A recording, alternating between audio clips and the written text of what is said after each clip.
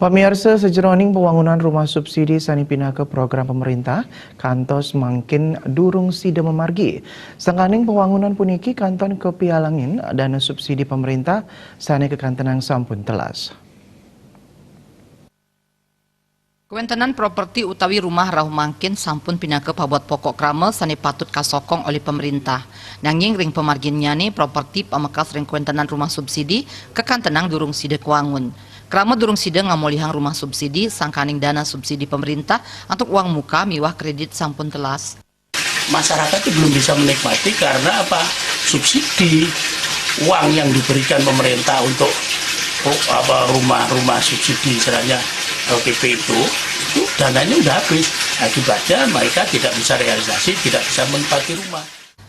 Properti pindah ke proyek padat karya kedadosang genah pamikarya.